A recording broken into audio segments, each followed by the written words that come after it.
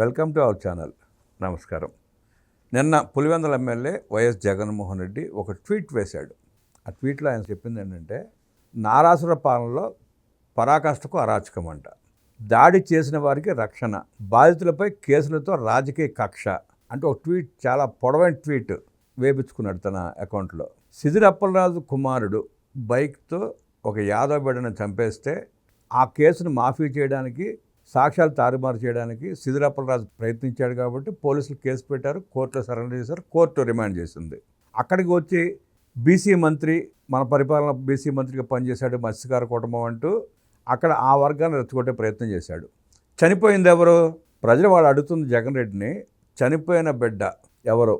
BC కాదా, యాదవ్ కుటుంబానికి సంబంధించిన వ్యక్తి కాదా అని నిలదీస్తున్నారు. గతంలో కూడా ఎమ్మెల్సీ అనంతబాబు ఎస్సీ బిడ్డని డ్రైవర్ సుబ్రహ్మణ్యాన్ని చంపి డోర్ డెలివరీ చేస్తే అక్కడ కూడా జగన్మోహన్ రెడ్డి ఎమ్మెల్సీ అనంతబాబుని పరామర్శించి ఓదార్చి సన్మానం చేసిన పరిస్థితి మనం చూసాం. ఎస్సీ బిడ్డని చంపి డోర్ డెలివరీ చేస్తే ఎమ్మెల్సీ అనంతబాబుని సన్మానించిన జగన్మోహన్ రెడ్డి కుల రోగంతో కుళ్ళిపోతా ప్రతి సందర్భాన్ని కులం కోడంతో చూస్తున్నాడు, రెచ్చగొట్టే ప్రయత్నం చేస్తున్నాడు. గుంటూరు ఈస్ట్ మాజీ ఎమ్మెల్యే ముస్తాఫా కొడుకు బషీర్ నూజివీడ్లో రైతులను అడ్డగించి పొగాకు లారీని రైతులను కిడ్నాప్ చేసి హింసిస్తే అక్కడికి వచ్చి ఏదో మాట్లాడతాడు, మైనారిటీలను హింస పెడుతున్నారు, మైనారిటీల మీద కక్ష అంటున్నాడు. ఆలూరు కాన్స్టిట్యూన్సీలో విరూపాక్షి ఒక దళిత మహిళల్ని ఇంట్లో చొరబడి ఆమె బట్టలు లాగి కొట్టి హింసిస్తే బీసీ ఎమ్మెల్యేని అరెస్ట్ చేస్తారా, దుర్మార్గపు చర్య అంటాడు. మరి అక్కడ దెబ్బలు తింది ఎవరు? బాధితురాలు ఎవరు?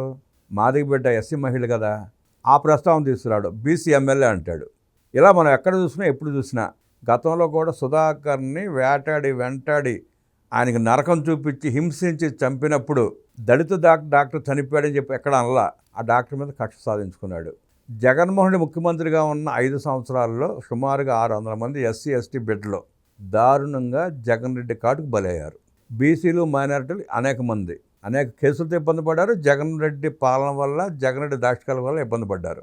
ఇప్పుడు వచ్చి ప్రతి సందర్భంలోనూ బీసీ ఎమ్మెల్యే అంటాడు, బీసీ మాజీ మంత్రి అంటాడు. ఇలా బీసీని రెచ్చగొట్టి పబ్బం గడుపుకునే ప్రయత్నం చేసే భాగంలో ఎదుటివారు ఎస్సీనా ఎస్టీని పట్టించుకోకుండా వాళ్ళని అనదొక్కే ప్రయత్నమే చేస్తున్నాడు. పొద్దున్న లెగిస్తే నా ఎస్సీ, నా ఎస్టీ, నా మైనారిటీ, నా బీసీ అనే జగన్ రెడ్డి తన అవసరాన్ని బట్టి, అవకాశాన్ని బట్టి బీసీ ఎస్సీ ఎస్టీ డ్రామా ఆడుతూ వీళ్ళు ఇబ్బంది పెట్టిన వాళ్ళని సమర్థించుకుంటూ రాక్షస రాజకీయ క్రీడ ఆడుతున్నాడు. విరూపాక్షి విషయంలో అదే చేశాడు, సిదిరప్పలరాజు విషయంలో అదే చేశాడు, ముస్తాఫా విషయంలో అదే చేయబోతున్నాడు, చేస్తాడు కూడా. గతంలో ఒకటి చాలాసార్లు మనం చూసాం. ఎందుకు జగన్మోహన్ రెడ్డి మాట్లాడితే కుల ప్రస్తావన, మత ప్రస్తావన తీసుకొచ్చి, ప్రాంతీయ ప్రస్తావన తీసుకొచ్చి ఏ ప్రాంతానికి వెళ్ళినప్పుడు అక్కడ ఒక వర్గాన్ని భుజాన్ని వేసుకుని రెండో వర్గాన్ని అవమానించే ప్రయత్నం చేస్తున్నాడు, హింస పెట్టే ప్రయత్నం చేస్తున్నాడు. ఇన్ని చేసిన జగన్మోహన్ రెడ్డి చంద్రబాబు పాలన అరాచక పాలన అంటూ కారుకోతల కోసం ట్వీట్లు వేసుకుంటున్నాడు. జగన్ రెడ్డి మానసిక స్థితి మీద, జగన్ రెడ్డి రాజకీయ వైఖరి మీద మరిన్ని విశేషాలు అడిగి తీసుకునే ప్రయత్నం చేద్దాం. విశ్లేషించడానికి మనతో పాటు ఉన్నాడు టీడీపీ సోషల్ యాక్టివిస్ట్ శశి కుమార్. ఆయన అడిగి మరిన్ని విశేషాలు తీసుకునే ప్రయత్నం చేద్దాం. నమస్తే శశి. నమస్తే అండి.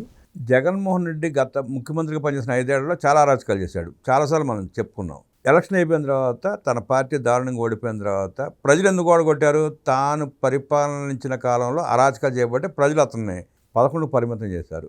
అయినా సమీక్షించుకోకుండా, చేసిన తప్పుల్ని సమీక్షించుకోకుండా, పార్టీని ఎలా నడపాలి అని ఆలోచన చేసుకోకుండా కులాలు మతాలు పేరెత్తి ఇవాటికి రాజకీయ పాపం గడుపుకునే ప్రయత్నం చేస్తున్నాడు, సమాజాన్ని విచ్ఛిన్నం చేసే ప్రయత్నం చేస్తున్నాడు. ఇక్కడికి వచ్చి దళిత మహిళని, మాదిగ పెట్టిన మహిళల్ని ఆమె బట్టలు లాగి దారుణంగా కొడితే ఆమె గురించి మాట్లాడకుండా ఆమె బాధితురాలు. అక్కడ విరూపాక్షి ఎమ్మెల్యే బాధితుడు అంటూ బీసీ ఎమ్మెల్యేని అరెస్ట్ చేస్తాడని ప్రశ్నిస్తున్నాడు. అక్కడ సిదిరప్పలరాజు విషయంలో కూడా అదే, బీసీ మంత్రి అంటాడు, అవతల చనిపోయింది బీసీ బిడ్డ, యాదవ్ బిడ్డ. ఆ ప్రస్తావన తీసుకురాకుండా అతను సంబంధించే ప్రయత్నం చేస్తున్నాడు. జగన్మోహన్ రెడ్డి ఎందుకు ఎంత వికృత రాజకీయ క్రీడ ఆడుతున్నాడు అంటారు? ప్రజలు అట్టా చూస్తున్నారు. ఒకటి, యాజ్ ఎ జెన్జీగా మేము ఏం చూస్తున్నామనే చెప్పాలండి. ఎప్పుడైనా కానీ సొసైటీలో అనేది అపార్ట్ ఫ్రమ్ పార్టీస్ పక్కన పెడితే ఎవరైనా కానీ బాధితుల వైపు అండగా నిలబడాలి. ఇప్పుడు నిందితులు ఏ పార్టీ వాళ్ళున్నా శిక్షించాలి, అది చట్ట ప్రకారం ఉండాలి, అది మేము నమ్ముతాం. ఇప్పుడు జగన్మోహన్ రెడ్డి గారు ట్వీట్ చేస్తే ఆయన మానసిక పరిస్థితి ఎలా ఉందనేది మాకు అనుమానాలు వస్తూ ఉన్నాయి. ఎందుకు ఈ మాట వాడుతున్నానంటే పదే ఒకటి, జగన్మోహన్ రెడ్డి గారు క్లారిటీగా తెలుసు లేదా ఆ విషయాన్ని అనాలిసిస్ చేసే సెన్స్ ఆయనకి లేదా అనేది కూడా ఒకసారి క్వశ్చన్ చేసుకోవాలి. ఎందుకంటే క్లారిటీగా కనబడుతుంది. ఒక మాదిగా దళిత ఆడబిడ్డని చీర అంటే నైట్ వేసుకుంటే లాగి చించి కొడితే అది జగన్మోహన్ రెడ్డికి ఎందుకు తప్పుగా కనిపించటం లేదు? అది అది కొట్టిన వ్యక్తికి అమాయకుడు బీసీ అని చెప్పి రాగం తీస్తున్నాడంటే ఈరోజు ఆయన కళ్ళల్లో ఏం పెట్టుకున్నారు అంటే ఆయన కళ్ళల్లో ఆయన కనిపించటం లేదా ఇది, లేదా ఆయన చుట్టూ ఏమన్నా ఇంకేదన్నా పొర అల్లుకుపోయిందా అని అడుగుతూ ఉన్నాం సూటిగా. ఎందుకంటే ఇప్పుడు నువ్వు నిలబడాల్సింది రాజకీయ పార్టీగా, ఒక నాయకుడిగా, ఒక మాజీ ముఖ్యమంత్రిగా ఆ దళిత ఆడబిడ్డ వైపు నిలబడాలి. కానీ నువ్వు దళిత ఆడబిడ్డ వైపు నిలబడటంలా నీ పార్టీకి సంబంధించిన ఎమ్మెల్యే తప్పు చేస్తే ఆ తప్పును కప్పిపుచ్చుకోవడం కోసం ఈ బాధితుల్ని నిందితులుగా మార్చారు నువ్వు. అవును. అలాంటి నిన్ను ఏమనాలని సూటిగా అడుగుతూ ఉన్నాం. ఇక్కడ లోకమంతా చూస్తూ ఉంది. ఈ లోకమంతా ఆ దళిత ఆడబిడ్డ ఆవేదన చూసింది, ఆ ఆడబిడ్డ బాధను చూసి అక్కడ వచ్చి నువ్వు రాజకీయం నిజంగా నీకు మానవత్వం కంటే ఎక్కువగా రాజకీయమే కనిపిస్తూ ఉందని దీన్ని బట్టి అర్థమవుతుంది. ఈరోజు అక్కడ ఇన్సిడెంట్ జరిగిన తర్వాత ఈరోజు ప్రభుత్వంలో ఉన్న పార్టీ కూటమి ఏం చేసింది? చట్ట ప్రకారంగా అతనిపైన కేసు ఫైల్ చేశారు. కేసు ఫైల్ చేసి అతని న్యాయస్థానంలో అరెస్ట్ చేసి న్యాయస్థానం ముందు నిలబడ్డారు. న్యాయస్థానాల్లో ఏం చేశారు? అతనికి 14 రోజులు రిమాండ్ విధించారు. అంటే ఇదంతా ఒక ప్రొసీజర్ ప్రకారంగా జరిగింది. ఇక్కడ ఇదంతా మనం క్లారిటీగా అబ్జర్వ్ చేస్తే ఇక్కడ నిందితుడు ఎవరు? విరూపాక్ష. అతని ఎమ్మెల్యే. ఎస్, ప్రజలు ఎన్నుకున్నారు. ప్రజలు ఎందుకు ఎన్నుకుంటారు? మాకు మంచి చేయని ఎన్నుకుంటారు. అంతేగాని మేము నిన్ను ఎన్నుకుంటాము, నువ్వు మా పైన దాడి చేయి, నువ్వు మా కులాలను దూషించు, మేమేం పట్టించుకోకుండా ఖాళీగా ఉంటాము అని చెప్పి కాదు కదా ఎన్నుకునింది. అతను ప్రజాప్రతినిధిగా బాధ్యతగా ఉండాలి.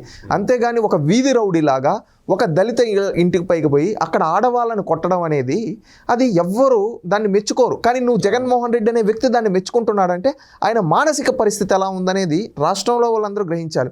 ఈరోజు కూటమి ప్రభుత్వం చట్టం తన పని తాను చేసుకుపోతుందన్నట్టు క్లారిటీగా ఎవరైనా, అది ఎమ్మెల్యే కావచ్చు, ఎంపీ కావచ్చు, మంత్రి కావచ్చు, తెలుగుదేశం పార్టీ అయినా, జనసేన పార్టీ అయినా, బీజేపీ, వైసీపీ అయినా ఎవరైనా కానీ చట్టం ముందు సమానమే అనే మెసేజ్ ఈరోజు ఇవ్వడం జరిగింది. తప్పు చేస్తే ఎమ్మెల్యేనైనా కానీ చట్ట ప్రకారంగా చర్యలు తీసుకుంటారని నిరూపించారు. ఇక్కడ యాజ్ ఎ జెన్జీగా మేము అబ్జర్వ్ చేసింది ఏంటి? కూటమి ఎక్కడ కక్ష సాధింపు చేయాల. అదే విరూపాక్ష అనే వ్యక్తి వాళ్ళ ఇంటికి వెళ్ళి ఆ మహిళను కొట్టకపోయింటే అతనిపైన కేసు అయి ఉంటుందా? ఎందుకు అవుతుంది? అవ్వదు కదా. ఇక్కడ తప్పు చేసింది ఎవరు? క్లారిటీగా విరూపాక్ష. ఇప్పుడు యాజ్ నీ పార్టీ వ్యక్తి కాబట్టి నువ్వు నీ పార్టీ శాసనసభాపక్ష నాయకుడిగా నీ పార్టీ నువ్వు బీఫామ్ ఇచ్చిన వ్యక్తిగా అతన్ని ఏం చేస్తుండాలి? పిలిచి మందలించి ఉండాలి. ఆ కుటుంబానికి క్షమాపణలు చెప్పించి ఉండాలి. ఇది తప్పు అయిపోయినందుకు లేదా నువ్వు ఇంకా చర్యలు తీసుకోవాలంటే అతని పార్టీని సస్పెండ్ చేసి ఉండాలి. ఇవేవి చేయకుండా అతని వైపు నువ్వు నిలబడుతున్నావంటే ఈరోజు ఆ నియోజకవర్గం ఒక ప్రజలే కాదు, రాష్ట్రంలో ఉండే ప్రతి ఒక్కరు అంటున్నారు. ఈరోజు రాష్ట్రంలో ఉండే దళితులంతా అంటున్నారు మేమంటే ఎందుకు నీకు అంత చిన్న చూపు జగన్?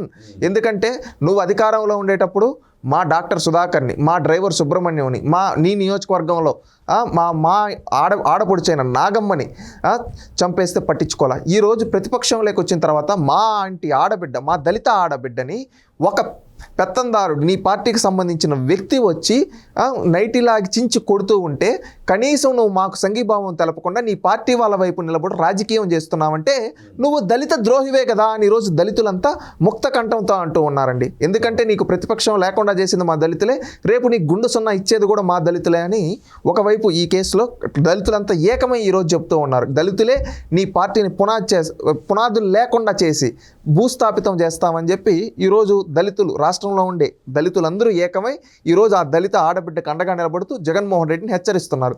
ఇంకొక విషయం అండి, మీరు చెప్పారు సిదిరి అప్పలరాజు విషయం. సిదిరి అప్పలరాజు గారి విషయంలో ఆ సంఘటన చూసిన ప్రతి ఒక్కరి కళల్లో నీళ్ళు తిరుగుతూ ఉన్నాయి. ఎందుకంటే ఆ దానయ్య కుటుంబం యొక్క పరిస్థితి, వాళ్ళ పిల్లల పరిస్థితి, చాలా చిన్న పిల్లలు, వాళ్ళకి అంత ఆస్తులు లేవు. ఆ పిల్లలు నిరుపేద కుటుంబం. ఆ 2 పిల్లలు అనాథలుగా అక్కడ నిలబడి ఉంటే వాళ్ళ వైపు నువ్వు నిలబడకుండా పెత్తందారుడైన అహంకారంతో అధికారంలో ఉండేటప్పుడు విచ్చలవిడిగా అహంకారంతో దౌర్జన్యాలు చేసిన సిదిరి అప్పలరాజుని నువ్వు వెనకేసుకుంటూ వస్తావు. ఈరోజు నువ్వు వచ్చి సిదిరి అప్పలరాజు పిల్లలకి చూపించి వీళ్ళు ఏం తప్పు చేశారు, వీళ్ళ నాన్న అరెస్ట్ చేశారు అని నువ్వు అమాయకంగా మాట్లాడుతున్నావు. నువ్వు పెత్తందారుడు అనడానికి ఇది ఒక్క ఉదాహరణ.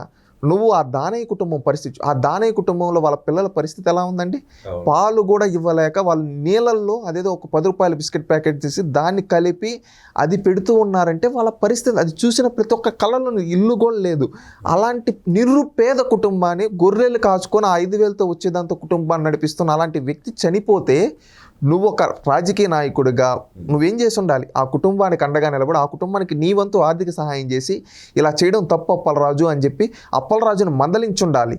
ఇక్కడే రాష్ట్రంలో ప్రజలందరికీ ఒక బలమైన అనుమానం, జగన్మోహన్ రెడ్డి కావాలని నేరస్తుల కొమ్ము కాస్తూ నేరస్తులను తయారు చేసి అడ్డాగా తన పార్టీని పెట్టుకుని రాష్ట్రంలో విధ్వంసం సృష్టించేందుకు ఒక ముఠాను తయారు చేస్తాడని స్పష్టంగా అర్థమవుతాం. అదే అండి అర్థమవుతుంది. అందుకే కదా మేమందరం యాజ్ జెన్జీగా మేమందరం ఇది ప్రతి ఒక్కరికి చెప్పాలి, చైతన్యం చేయాలి అని అనుకునేది ఎందుకో తెలుసా అండి? ఇలాంటి వ్యక్తి ఉండకూడదు. ఇప్పుడు ఈరోజు అమాయక పిల్లలు, ఇప్పుడు ఆ దళిత మహిళ కావచ్చు, నిరుపేద, ఆ దానయ్య కుటుంబం, గొర్రెల కాపరి యాదవ్ కుటుంబం, చాలా నిరుపేద, కనీసం 5,000 రూపాయలకు గొర్రెలు కాచుకుంటూ పనిచేసే అలాంటి వ్యక్తి, అలాంటి వాళ్ళని ఇతను కనీసం పట్టించుకోకుండా పెత్తందారులకు ఉన్నాడు. ఇలాంటి వ్యక్తి భవిష్యత్తులో పాలకుడుగా మాకు వద్దంటున్నాం.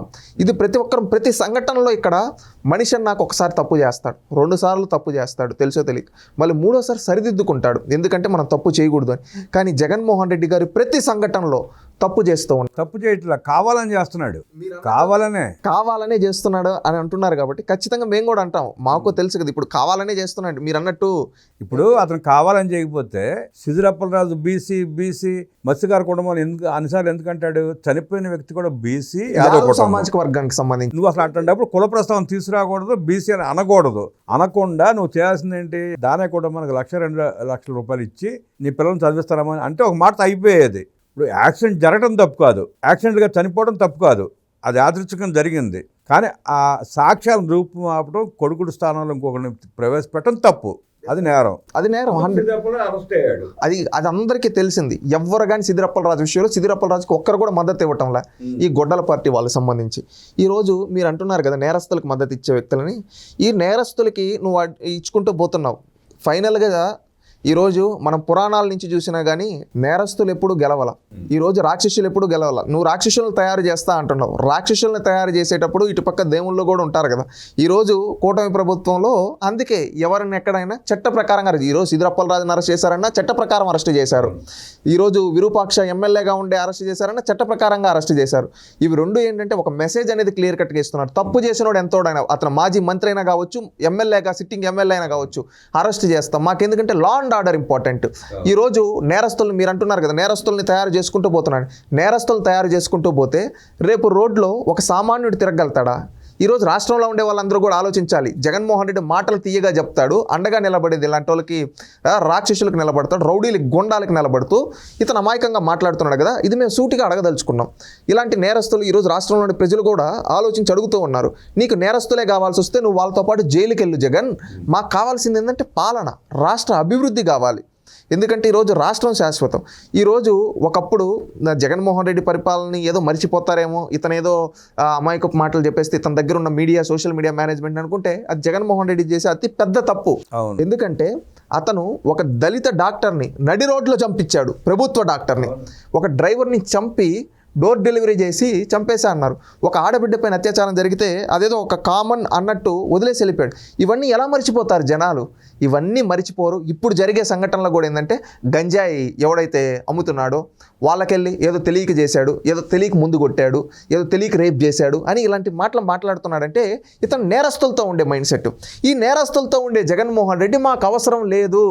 ఎందుకంటే ఈరోజు కావాల్సింది మాకు నేరస్తులకు అండగా నిలబడే నాయకుడు కాదు, బాధితులకు అండగా నిలబడే నాయకుడు.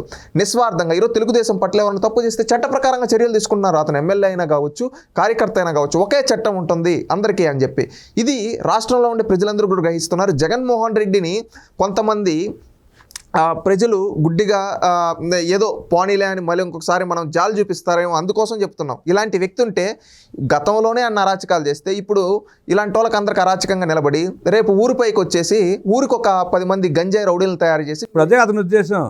అతను జగన్ రెడ్డి ప్లానే అది. ఊరికి 10 మంది 20 మందిని రౌడీలను తయారు చేసి కేసులు కూడా వెరవకుండా జైల్లో మగ్గినా పర్లేదు అటెండాలను తయారు చేసుకుంటే వాళ్ళ చేత ప్రజలను భయపెట్టి రాజకీయ లబ్ధి పొందామని చూస్తున్నాడు. అది కరెక్ట్ కాదు. ఇది 1990లోనో 1980లోనో పులివెందుల్లో ఉన్న పరిస్థితులు ఈరోజు రాష్ట్రంలో లేవు. అంటే ఆనాడు రాజారెడ్డి పులివెందులో చేసిన పని ఇక్కడ రాష్ట్రం మొత్తం చేయాలని చూస్తున్నాడు. మొత్తం చేయాలనుకున్నాడు. ఈరోజు మన దేశంలో ఉండేది అంబేద్కర్ రాజ్యాంగం. అంబేద్కర్ రాజ్యాంగం చాలా గొప్పది. అంబేద్కర్ రాజ్యాంగం అనేది ప్రజల్ని గెలిపిస్తుంది. ఎప్పుడు ఈరోజు నువ్వు రాజారెడ్డి రాజ్యాంగాన్ని తీసుకొని వచ్చేసి చేస్తా అంటే ప్రజలేమి నీ మాట నమ్మడానికి అమాయకులు కాదు, చైతన్యవంతులు. అది గుర్తుపెట్టుకో. నువ్వేదో ఇప్పుడు రాజారెడ్డి చేసినట్టు వీధికి ఒక 10 మంది రౌడీలను చేసేసి ఆ రౌడీలని చేత బలవంతంగా నీకు పులివెందుల్లోనే జడ్పీటీసీ ఎలక్షన్లో మూతిపొళ్ళు రాలగొట్టి 32 పళ్ళు బయటపడేటట్టు చేశారు. రేపు నువ్వు ఎమ్మెల్యేగా ఇప్పుడే కొన్ని ఛానల్లో నీకు సంబంధించిన ఛానల్లోనే ఎమ్మెల్యేగా వేరే సీటు చూసుకుంటాడేమో జగన్ అనే విధంగా వార్త. రేపు నీ సొంత చెల్లె అక్కడ పోటీ చేస్తే నువ్వు కాన్స్టిట్యున్సీ నుంచి పారిపోయే వ్యక్తివి నువ్వు ఈరోజు మాట్లాడుతూ ఉన్నావు. ఏదైతే గుంటూరు ఈస్ట్ సంఘటన కూడా సేమ్ అంతే అండి. నూజివీడికి వెళ్ళి పొగాకు రైతులను బెదిరించి వాళ్ళ కులంతో దూషించి కిడ్నాప్ చేసి డబ్బుల కోసం చేసిన వ్యక్తికి నువ్వు అంటే ఇక్కడ క్లారిటీగా 3 విషయాల ద్వారా ఒకటి తెలుస్తుందండి. ఈ 3 ఇన్సిడెంట్లో ఒకటి క్లారిటీగా ఒక దళిత ఆడబిడ్డని అంటే ఒక ఆడబిడ్డ పైన ఒక వ్యక్తి వెళ్ళి కొట్టేసి దాడి చేసినా అది తప్పుగా జగన్మోహన్ రెడ్డి దృష్టిలో. ఒక అమాయకుడిని చంపేసి ఏమి తెలియని ఒక అమాయకుడిని చంపేసి అతని కుటుంబం రోడ్డును పడిపోయినా కానీ అతని జగన్మోహన్ రెడ్డికి కనీసం జాలి ఉండదనేది అర్థమవుతోంది. మూడోది కిడ్నాపులు చేసిన జగన్మోహన్ రెడ్డి దృష్టిలో తప్పు లేదనేది ఈ 3 సంఘటనల ద్వారా అర్థమవుతుంది. కానీ దాన్ని నిస్సిగ్గుగా నువ్వు ట్వీట్ రూపంలో వేస్తున్నావంటే నువ్వెంత దిగజారుడి వ్యక్తివో ఈరోజు రాష్ట్రంలో వాళ్ళందరూ కూడా గ్రహిస్తూ ఉన్నాం. ఇవన్నీ చూసిన యాజ్ జెన్సీగా మేమేమంటున్నామంటే నీలాంటోడు మాకు వద్దయ్యా, మేమేందంటే కొన్నిటికి దూరంగా ఉంటాం. నీలాంటి ఇప్పుడు అవకాశాలు కావాలి, ఆపర్చునిటీస్ వచ్చి మనం ఎదగడానికి కావాలి. అంతేగాని మేము నీకు ఎందుకు కొట్టేయాలి జగన్మోహన్ రెడ్డి, మేము ఓటేస్తే నువ్వు మమ్మల్ని మేము నీ కాడ బాంచం దొర అని చెప్పి నీ కాడ చేతులు కట్టుకో అంటే నువ్వు నీ గుండాలని పెట్టి కమిషన్లు తీసుకొని నువ్వు ఆ ప్యాలెస్లో పడుకొని ఉంటే వీళ్ళు మమ్మల్ని అందరినీ మా కష్టంతో సంపాదించిన దాన్ని వసూలు చేసుకొని వాళ్ళు తినేసి కూర్చో అంటే మేము నీ కింద బానిసలుగా ఉండాలా? అదే అసలు ఉద్దేశం. ఆ ఉద్దేశాన్ని మేము గ్రహించాం. అందుకే నీలాంటి పెత్తందారి మనస్తత్వం, పాలిగాడి మనస్తత్వం ఈ రోజుల్లో సెట్ అవ్వదు. ఎందుకంటే నీ తాత రాజారెడ్డి ఈ రోజునున్నా కానీ తరిమి కొట్టునుంటారు ఈ రోజున్న ప్రజలు. సిచ్యువేషన్ అలాంటి సిచ్యువేషన్ సొసైటీలో మనం ఉన్నాం. అందుకని దయచేసి నువ్వు ఇలాంటి ట్వీట్లు వేసే కొద్దీ నీ పైన ఇంకా ద్వేషం పెరుగుతుంది మాకు. ఆ ట్వీట్లో ఇంకో లైన్ ప్రస్తావించాడు. విరూపాక్ష ఏమన్నా ఉగ్రవాద, ఆ తర్వాత ఇప్పుడు అరెస్ట్ చేస్తారా అన్నాడు. ఉగ్రవాదుల కంటే దారుణమైన వ్యక్తి, ఉగ్రవాదుల కంటే తీవ్రమైన వ్యక్తి. నువ్వు ఎమ్మెల్యే ఒక ప్రజాప్రతినిధిగా ఉండి గుండాయిజం చేసే వ్యక్తి, అలాంటి వ్యక్తిని నువ్వు వెనకేసుకొని వస్తావా? ఒక దళిత ఆడబిడ్డను కొడితే నువ్వు వెనకేసుకొని వస్తావా? అంటే నువ్వేమైనా మెసేజ్ ఇస్తున్నావు? దళితుల్ని మా ఎమ్మెల్యేలు, మా ఎంపీలు, మా మంత్రులు కొడతారు, మా వైసీపీ వాళ్ళు, మీరు కామ్గా ఉండండి, వాళ్ళని వదిలేయండి అని చెప్పుంటున్నా. ఈ కూటమి ప్రభుత్వంలో దళితులపైన దాడి జరిగితే ఎంతటి వాడైనా కఠినంగా శిక్షిస్తారని ఒక మెసేజ్ ఇచ్చాం. ఈరోజు దళితుల్ని వెన్నువంచిన పార్టీ, దళితుల్ని ద్రోహం చేసిన పార్టీ మీ వైసీపీ పార్టీ అని ఈరోజు రాష్ట్రంలో ఉండే దళితులందరూ ఈరోజు ప్రతి ఒక్క దళితులు ఈరోజు మీటింగ్లు పెట్టుకొని అంటున్నారు, కంకణం కట్టుకొని మా దళితులు నువ్వు మేనమామ అంటావు, ఓట్ల కోసం మా ఇంటికి వచ్చి నాటకాలు చేస్తావు, ఈరోజు మా దళిత ఆడబిడ్డను కొడితే కనీసం సంఘీభావం తెలపని నువ్వు దళిత ద్రోహివి అంటూ ఉన్నారండి. ఇది ఖచ్చితంగా యాదవులు కూడా అదేవిధంగా ఒక ఉద్యమం. ఎందుకంటే మా పేదింటి బిడ్డ ఒక ఇంట్లో గొర్రెల కాపురగా మా వృత్తి చేసుకొని బతికే వ్యక్తిని చనిపోతే నువ్వు పెత్తందారి మనస్తత్వం చంపినోడి ఇంటికి వెళ్ళి మద్దతు ఇస్తున్నావంటే మా యాదవుల్ని ఎలా వదిలిపెడతాం? మా యాదవుల సత్తా ఏంటో, మా దళితుల సత్తా ఏంటో, మా రైతుల సత్తా ఏంటో నీకు చూపిస్తాం. మా ఓటుతోనే బుద్ధి చెప్తాం. నీ దగ్గర ఈరోజు అధిక మీడియా ఉంది, ఇవి ఉన్నాయి కాబట్టి నువ్వు ఎన్నైనా స్టేట్మెంట్లు ఇస్తావు. కానీ మాకుండేది ఓటు. మా ఓటుతో నిన్ను పాతాళం లేక తొక్కుతామని ఈరోజు దళితులు క్లారిటీగా చెప్తూ ఉన్నారు. అన్ని వర్గాల వాళ్ళు ఏకమవుతున్నారు. యాజ్ ఎ జెన్సీగా మాది ఏంటంటే మేమందరం ఒకే దాంట్లో ఉన్నాం. ఇలాంటివన్నీ రాష్ట్రంలో నుంచి ప్రతిపక్షం లేకుండా చేశాం, రేపు రాష్ట్రం నుంచి కూడా మేమే తరిగి కొడతాం. దేశం మీదకు దాడి చేసే ఉగ్రవాదులని దేశం ప్రజలు ఎట్లా చూస్తున్నారు, రాష్ట్రంలో అశాంతిని రేపి విధ్వంసం సృష్టించి ప్రజలను విచ్ఛిన్నం చేసే ప్రయత్నం చేసిన జగన్ రెడ్డిని ఉగ్రవాది కంటే ఎక్కువగా చూడాల్సిన అవసరం ఉందని, జగన్ రెడ్డిని ప్రజలే తరిమి కొట్టాల్సిన అవసరం ఎంతో ఉందంటూ విశ్లేషించిన జంజీ ప్రతినిధి శశికుమార్ అభినందనలు తెలియజేస్తూ నమస్కారం.